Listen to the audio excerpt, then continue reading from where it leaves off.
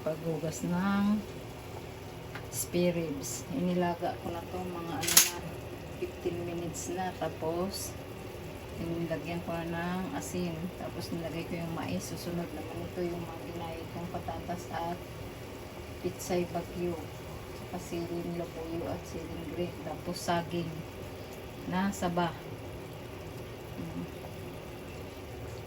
Hiwain ko muna, balatan ko din muna yung saging pati yung mga patatas. Nahiwa ko na, nabalatan ko ng dalawang patatas, tapos dahon ng sibuyas, siling green at saka labuyo tag-isa, tapos pitsay bagyo. Binabad ko muna sa tubig na may asin. Ito yung patatas. Gusto yung saging, babalatan ko pa yung saging sa bahay, hiwain ko pa. Hatiin ko din yung 5 piraso.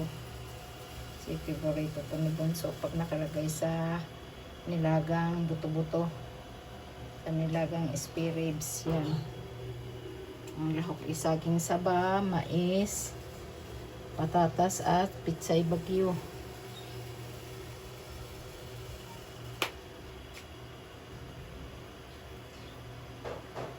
Yan, saging saba. Maano to kasi hinog sa puno, hindi siya yung kaliburo. Kaya masarap. Naglaga na ako nito kanina.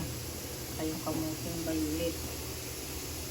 Yung iba ihalo ko dito sa nilaga kong ribs.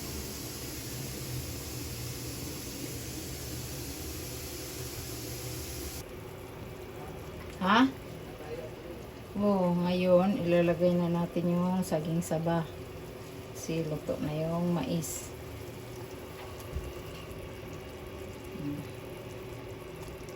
Tataba ng saging saba. Manibalang pa. Pero ang tamis din naman ko yung isa.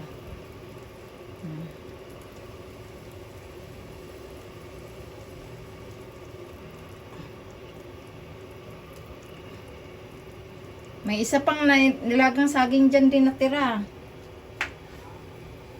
Kainin mo na. Yan. Itakpan natin ito. Yan, inilagay ko na yung patatas. Kasi yung saging paluto na rin. Sunod yung pitsay bagyo at saka dahon ng sibuyas at chili na green ng labuyo. Inilagay ko na. May asin na din to, tsaka bitsin. Kung tama na ang lasa, para hindi ko nahaluin, para hindi na ano yung gulay ba.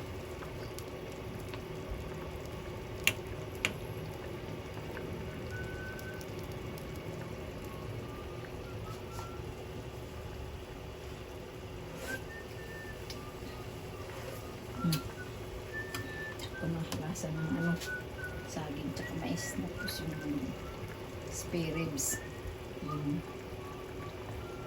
Takpan ko muna para maluto yung patatas bago ko ilagay yung pitsay bagyo.